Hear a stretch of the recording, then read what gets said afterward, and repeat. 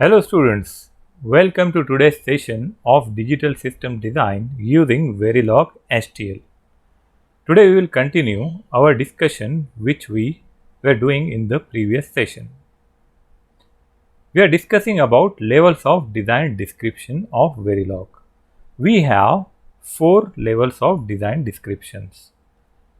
First one is gate level, second one is data level, third one is behavioral level, and the most basic is switch level. So let us discuss them one by one. Before discussing them, let us discuss few important parameters of Verilog which are required commonly for any type of level design description.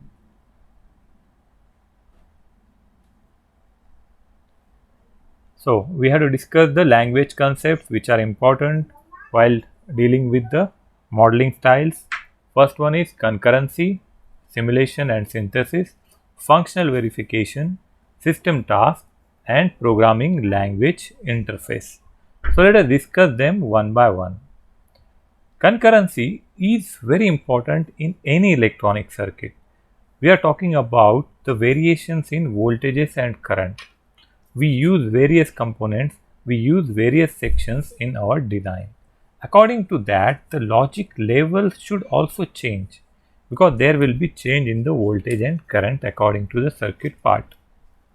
So in such situation, the simulation of STL must have concurrency of operation.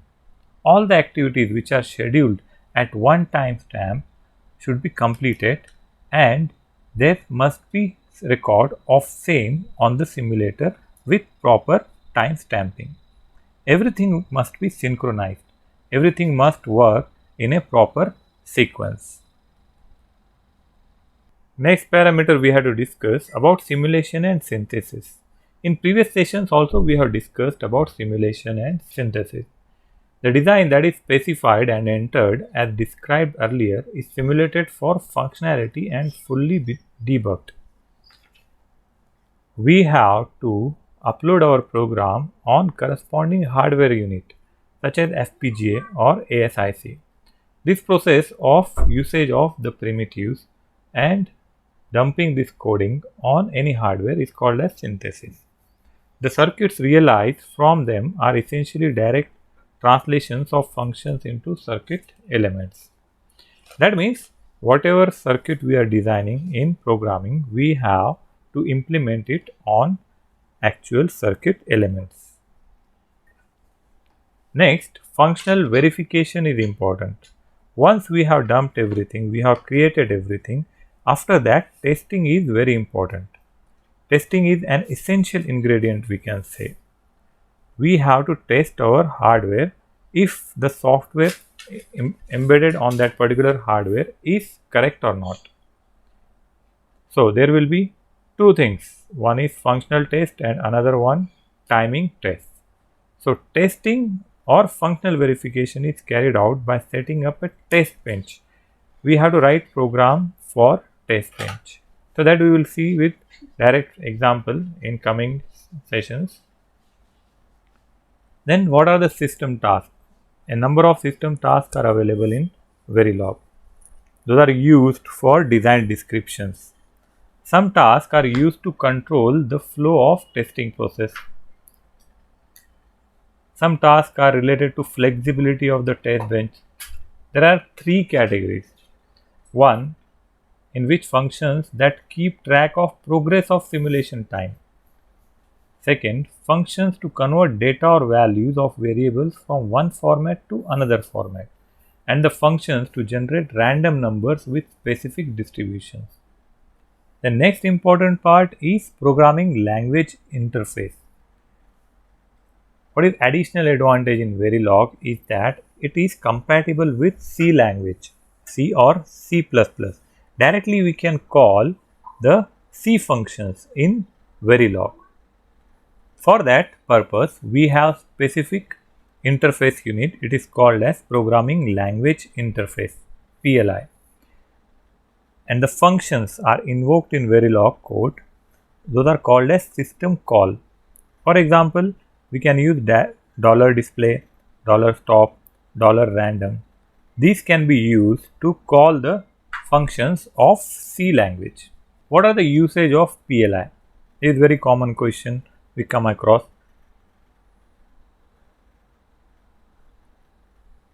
PLIs are used for power analysis, code coverage tools, modifying the Verilog simulation data. They are used for custom output displays, co-simulation, design debug utilities, simulation analysis, C model interface to accelerate simulation, and test bench modeling. Basically, PLI allows the user to create custom system calls, something that Verilog system cannot do alone. It will embed the Verilog code with C language. In VHDL was supporting Pascal language, which is outdated. But in Verilog, it can be connected with C or C++ code.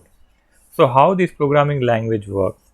To achieve these applications, we have to give access to C code to the internal data structure of Verilog. There must be interconnection between these two. So how we do that? First, let us say we will write the functions in C, then we will compile them to generate shared libraries. If you are using Windows, we will get star.dll files. If you are using Unix, we get .so files. These are the names of file extensions. We use these functions in Verilog code. So whatever is our simulator, based on that, these function details will be given to simulator, and while compiling process, the Verilog code will call these simulations. In short, we can understand that whenever simulator identifies something which is starting with $, the execution control will be passed to PLI routing, that is C function.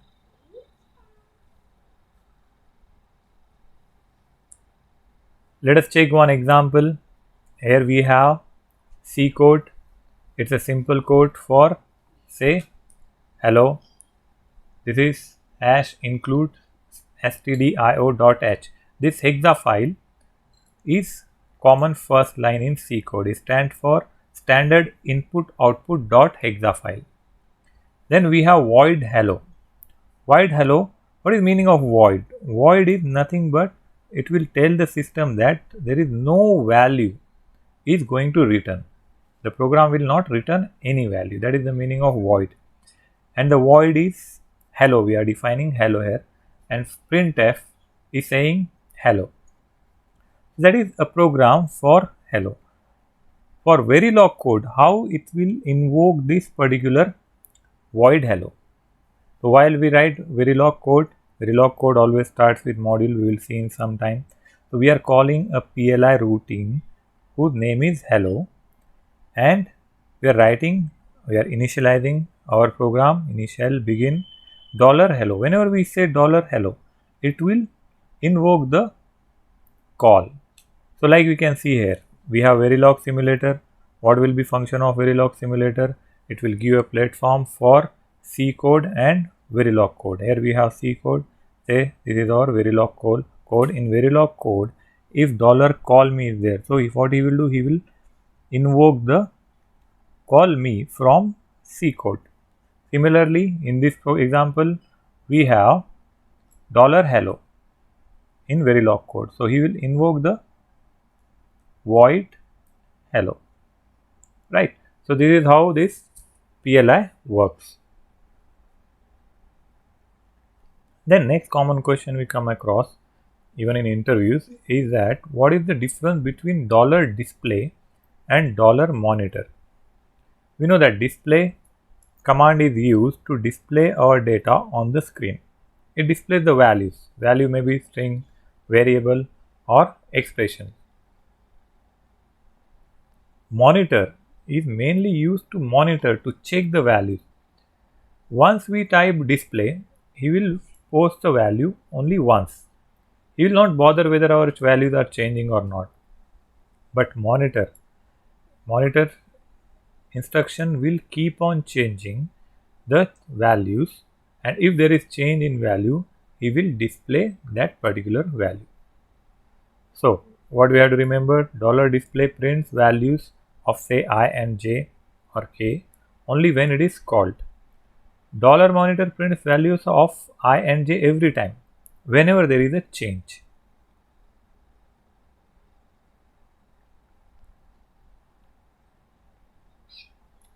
So this monitoring system can be on or off by using these two instructions. One is $monitor on, it will on the monitoring process. Next one is monitor off, it will switch off the monitor process. So this is the design methodology we use in STL. Here we can see we'll have a behavioral description of the system we require. We have a rough idea what are the expected parameters. We'll take the specification and requirement from say our customers or the party for whom we want to design application specific integrated circuit. Then we will have a behavioral description of our system. We'll create RTL model in STL. We have to synthesize, that means we have to convert these values by using gate level model into the diagrammatic format. Then we simulate them. Simulation, verification, testing is done. If everything is fine, then we place and route it on the FPGA or ASIC. Then physical layout is created and it is implemented in terms of IC. Finally, our target is IC. Along with the program in STL, we require test bench to check the functionality and timings of the program. So in test bench, these three tasks are performed. First, simulate, that is functional verification. Then simulate, that is logical verification. Third simulation is layout verification. These three verifications comes under test bench. So this complete design methodology we use normally in STL. Now let us discuss the structure of Verilog programming. Like any programming language, there will be a fixed structure which is followed by that particular programmer. Here we will start the program with module. Everything will start with the module. It is a keyword. The beginning of Verilog program will be from a module. A module is the name given to any system. Say module for full adder, module for half adder, module for a particular flip-flop or any other device. These modules are defined between input and output, and these input and output terminals are called as ports. Normally we call ports to the input and output terminology. So ports are something we will call them for the input and outputs.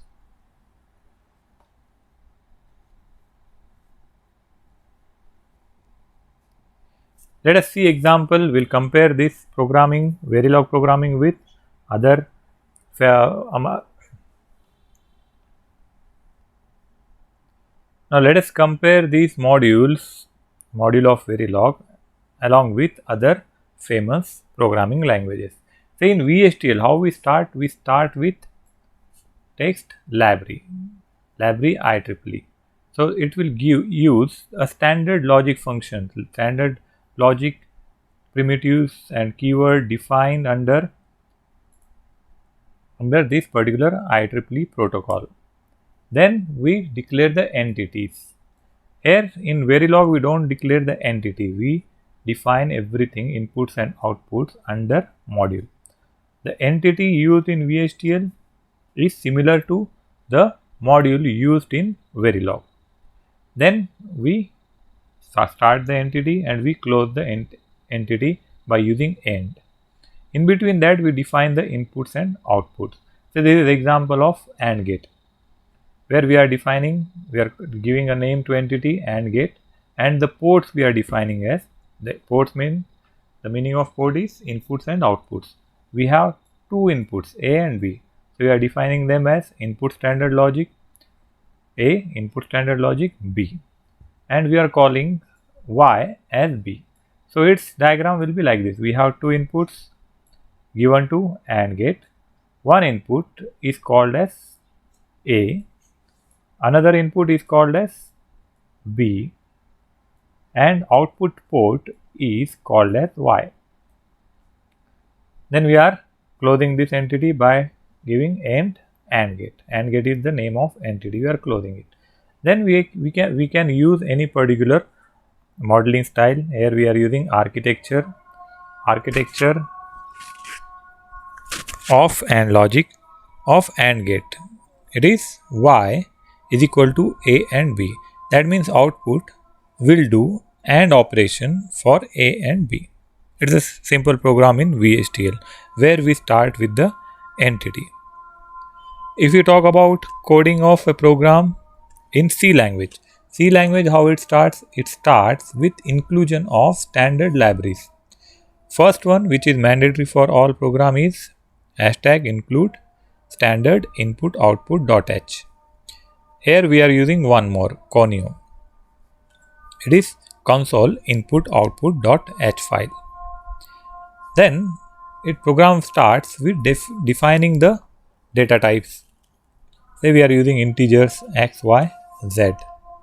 Here the printf is printing the values of x. We are giving inputs of x values and y values. Then we are doing AND operation, AND integer comma integer. If x is 1 and y is 1, that means if both the inputs are 1, then output should be printed as 1. So here x and y are the inputs and z is the output. So our diagram will look like this. This is our AND gate. At the input of AND gate, one is x, another input is y, output is z. So if x and y both are 1, then output is defined as 1. Else output will be 0. Or if x is 0, y is 0, output is 0. Else z is equal to 1. So this is for OR. This one is for NOT. For NOT gate, if x is equal to 0, then z is equal to 1. Else z will be equal to 0. So along with this, we have OR gate and NOT gate in same program. So these are the two modeling styles using C language and VHDL. For same, we can write program using Verilog. In Verilog, what is the difference? We don't use #include, we don't use the entity, we use module. So here we define the module. For example, if you want to design it for adder. For adder, there will be two inputs, A and B, and there are two outputs. One will be carry out and one will be sum. So we have to give name to a module, say module adder. Then we are defining inputs and outputs in the brackets. Say A, comma B, comma Cout, comma sum. These are the names of our inputs and outputs. We can give other names also, X, Y, Z, PQRS, whatever.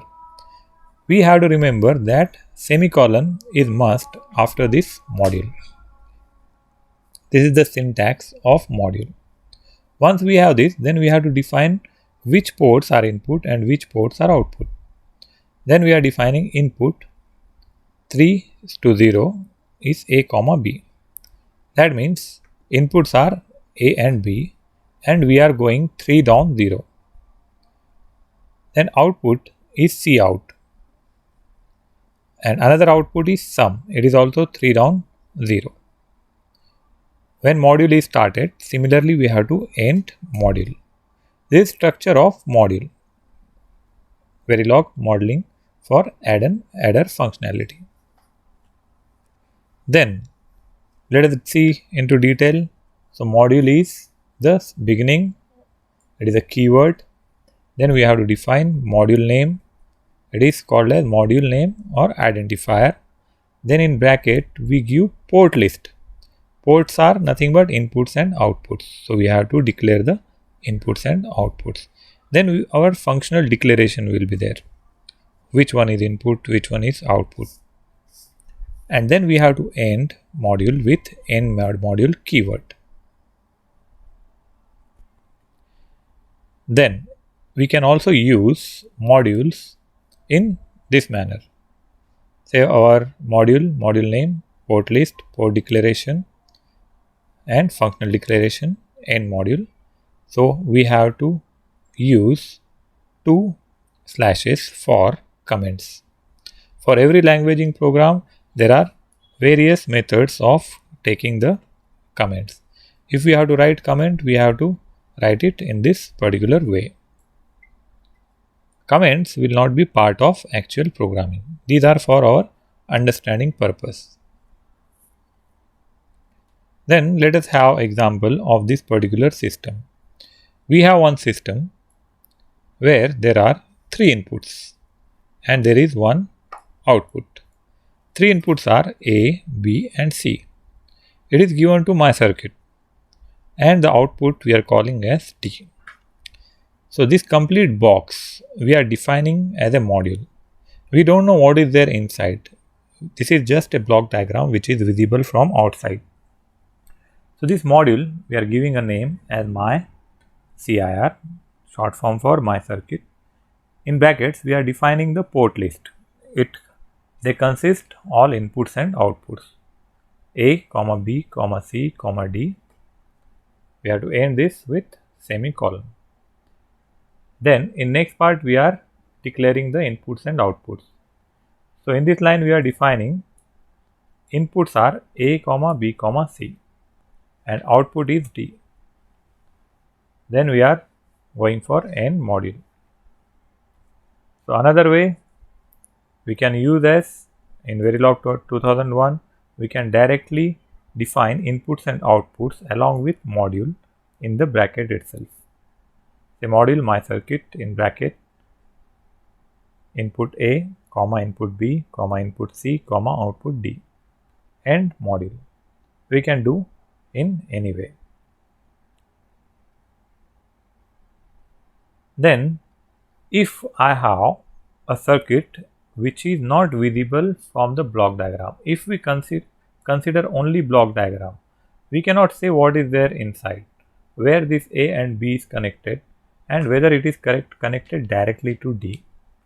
There may be some structure defined inside this my circuit. That structure may be of this type. This A, B and C, these 3 inputs are going inside this block. So this is my block diagram. So what is there inside block diagram? A and B are going to gate 1, that is AND, and C is going to gate 2, that is OR gate. Along with that, output of this AND gate is going as one input of this OR gate. So how to define them? A, B, C and D are visible in the block diagram. What is not visible from outside is this connection between AND and OR. When there is a connection which is not visible from the outer look, that is from the block diagram, we will define them as wire. So we will call them as wires. Say I am calling this wire as W1. So this wire, the interconnection should also be defined along with module. So how it will go? Say module my circuit input A, input B, input C, output D. Then I have to define wire. That wire W1 is there. It is not visible from the outside block diagram. Then I will define what is there inside. So then I have AND gate. AND gate, the name is G1. What are the inputs for G1? A and B are the inputs and W1 will be the output. So for G1 we have to define inputs and outputs. First we will define output. Output of G1 is W1. So first we will write W1 followed by 2 inputs A and B. So G1 will be in brackets W1, A, B, semicolon. Now we have to define second gate which is OR gate. So G2, First we will write the output. The output of G2 is D. So we are defining OR G2 in brackets D is the output, and two inputs of G2 are W1 and C. So in bracket we will write W1 comma C. End module. So this is how we define the inputs and outputs of given circuit.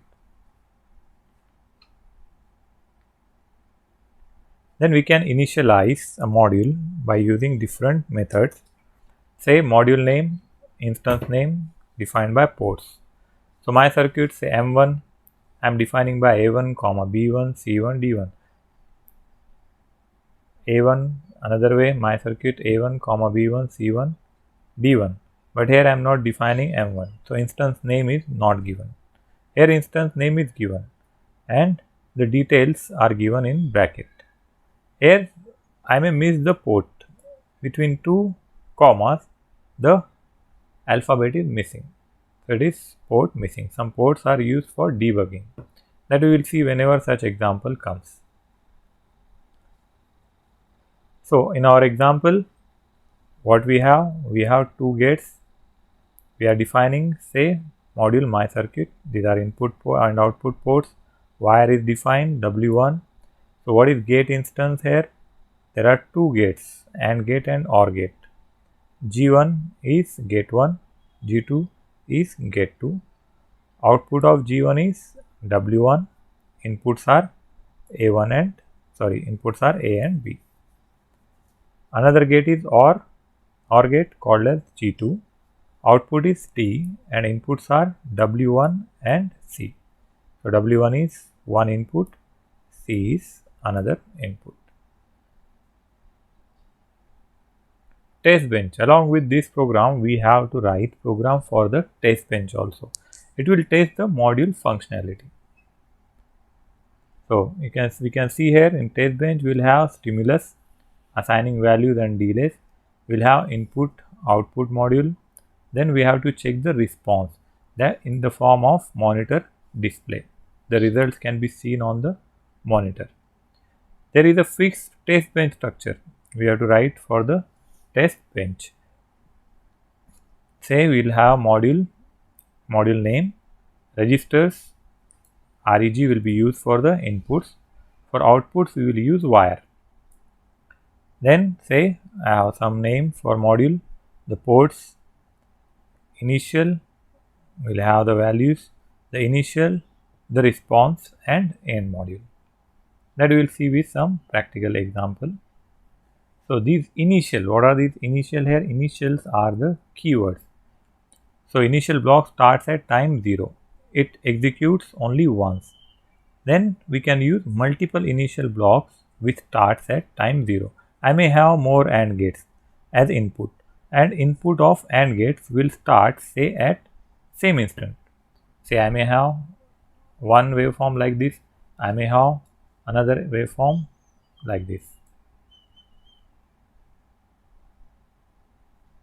This is the example of our my circuit. If for this example we have to write the test bench, how we will write? So we have module name is my circuit underscore TB. This stands for test bench. Then we have to define the inputs and outputs. How we are defining inputs here? Inputs are defined by REG, registers. Earlier we have defined them as input ports. Here for test bench program, we have to write them as register reg A, B, C, and outputs will be defined as wire.